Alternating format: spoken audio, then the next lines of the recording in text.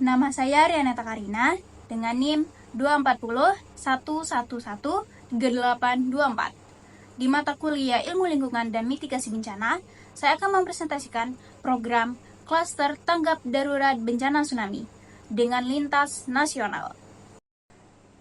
Program yang saya rancang merupakan adaptasi dari model milik PBB dengan organisasinya UNOCH yang kepanjangannya adalah United Nations Office for the Coordination of Humanitarian Affairs.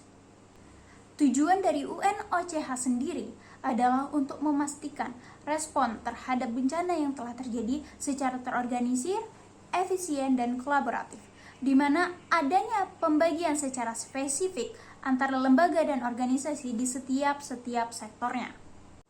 Dan di sini saya telah membuat skema simulasi bencana tsunami yang ada di Bantul, Yogyakarta, dimulai dengan model klasternya, yaitu struktur klasternya terlebih dahulu, di mana untuk pencarian dan evakuasi diberikan pertanggungjawaban kepada Basarnas. Kemudian untuk logistik diberikan kepada Badan Nasional Penanggulangan Bencana. Kemudian untuk air dan sanitasi bersih itu diberikan kepada UNICEF, di mana melihat mereka telah berhasil melakukan hal ini sebelumnya di Palu pada tahun 2018, yaitu gempa Palu.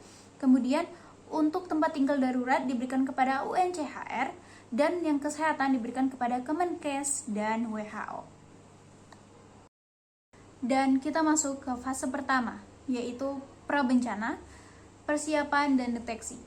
Persiapan sudah dilakukan sedari jauh-jauh hari sebelumnya, di mana kita telah menerapkan yang namanya palaparing. Nah, palaparing ini merupakan 3 paket utama: palaparing barat, tengah, dan timur. 3 paket utama palaparing terdiri dari ring barat, tengah, dan timur. Ring barat ini meliputi daerah Sumatera, Kepulauan Riau, dan setengahnya Kalimantan, dengan panjang kabel 2.275 km dan selesai pada tahun 2018. Lalu ring tengah meliputi daerah Kalimantan, Sulawesi, Maluku Utara, dengan kabel sepanjang 2.995 km dan selesai juga pada tahun 2018. Dan yang terakhir adalah ring timur, yang meliputi daerah Papua, NTT, dan Maluku, dengan panjang kabel 6.875 km dan ini selesai pada tahun 2019. Menggunakan sensor IoT atau Internet of Things. Sensor IoT sendiri merupakan perangkat elektronik yang mengukur dan mengumpulkan data dari lingkungan fisik, yang mana nanti akan dikirimkan ke jaringan IoT untuk diproses dan dianalisis. Nah, sensor IoT ini termasuk sangat sensitif karena dia dapat mengukur kelembapan, suhu, gerakan, dan masih banyak lagi. Setelah datanya ditangkap oleh sensor IoT, nanti akan dikirimkan ke InAware. InAware sendiri ini merupakan sistem Early Warning and Decision Support System yang dikelola oleh BNPB. Jadi data real-time ini masuk dari sensor ke platform InAware, yang mana nanti data masuk ini akan dikelola dan disatukan informasinya dari BMKG, media sosial, dan sensor lainnya. Dan setelah data yang masuk ke InAware tadi dikelola dan BNPB juga BMKG menentukan bahwa adanya deteksi potensi tsunami, maka yang perlu dilakukan adalah adanya sistem peringatan sirine, yaitu sirine di pantai dan speaker masjid aktif, kemudian SMS massal dikirim ke warga, dan peringatan mobile secara online dikirim ke perangkat gawai. Kita masuk ke fase 2, yaitu saat bencana berlangsung dengan respon cepat dan evakuasi. Hal yang pertama harus dilakukan adalah evakuasi otomatis ke menara anti tsunami. Terdapat 2 gambar di sana. Gambar yang sebelah kiri itu merupakan menara anti tsunami setinggi 12 meter dengan tangga anti panik dapat menampung hingga 500 orang dan dilengkapi sistem penyimpanan air serta alat P3K dasar. Sedangkan yang sebelah kanan itu merupakan gedung anti tsunami yang ada di Aceh. Di Indonesia sendiri, gedung anti tsunami ini masih sangat minim adanya hingga diperlukan pembangunan yang lebih banyak melihat bahwa Indonesia merupakan salah satu negara yang rawan bencana.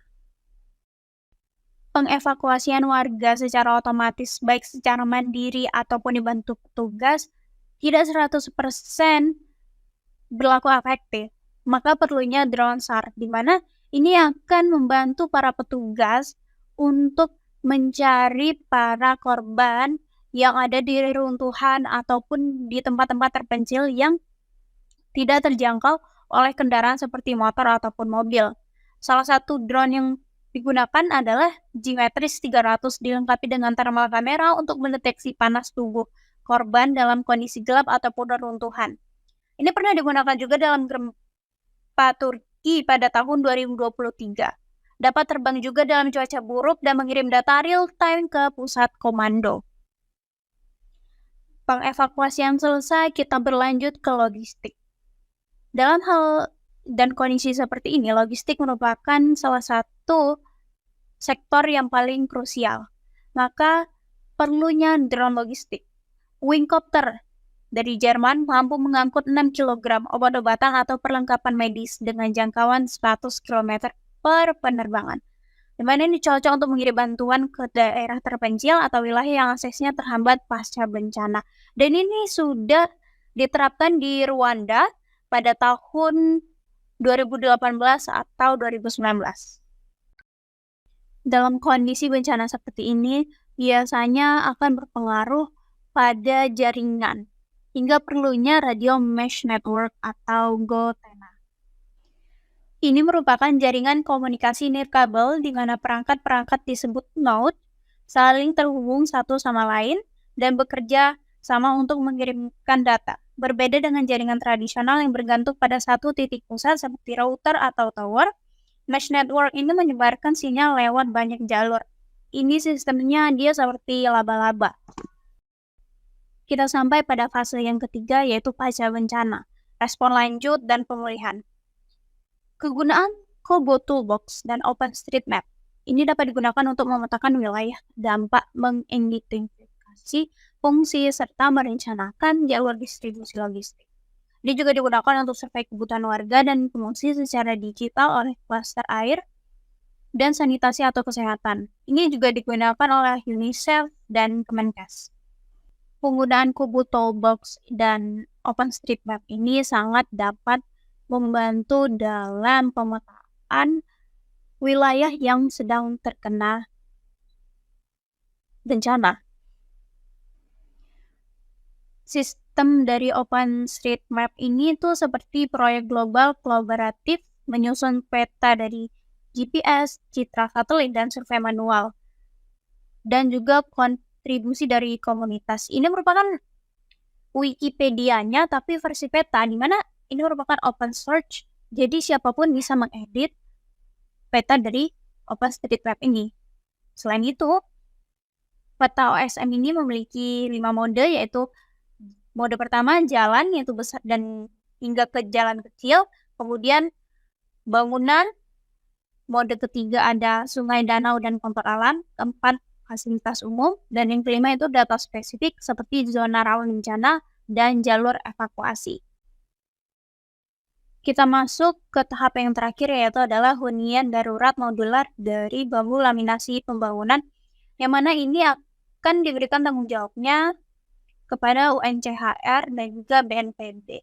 Pembangunan rumah darurat tahan gempa dalam waktu singkat 7 hari per unit seperti yang dilakukan di Lombok 2018 oleh tim peneliti ITB. Ini sangat membantu para korban yang terdampak oleh bencana tsunami ini.